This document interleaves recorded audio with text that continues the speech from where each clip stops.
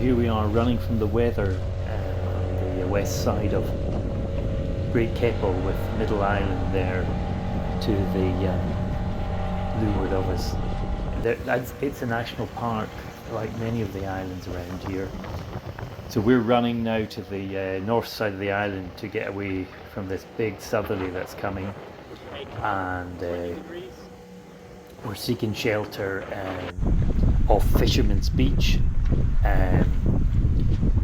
which is the camera doesn't really show it here, but it's under quite high ground. So what we were going to get, and what we were getting, was katabatic winds, willowas as we say in Latin America, these big downdrafts, and that's the thing that can really pull out an anchor. So we had our 2 anchors deployed with anchor weights on each one to try and maximize the holding power, and the weather was building, and it's always an apprehensive situation on a small yacht, but you know, we're inside having our food, about 6 foot long cabin.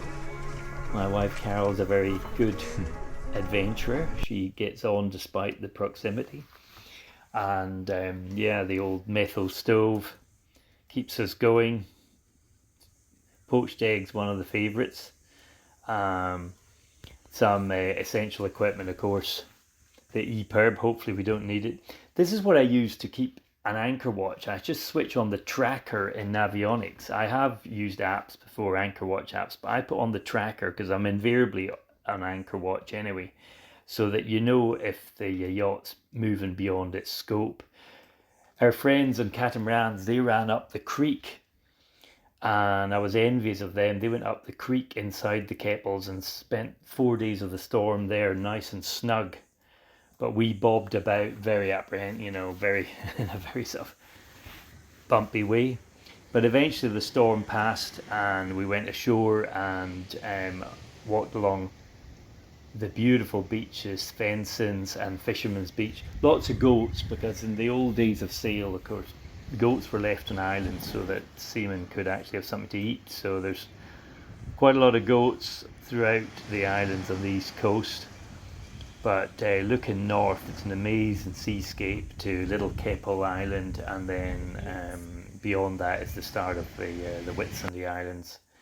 Amazing, doing some beach combing, finding all kinds of crustaceans, and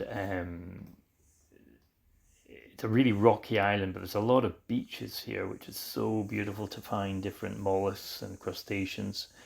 It's also pretty high. It's about it's about 200 meters, 300 meters. I think it's pretty high, some of the peaks which we are going to be exploring later on. But this is Fenson's Beach.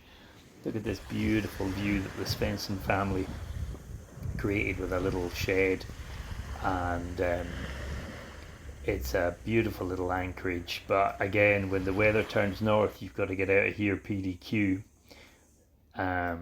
Meantime, we were enjoying some downtime and some beautiful sunsets before exploring the main part of the island, Great Keppel.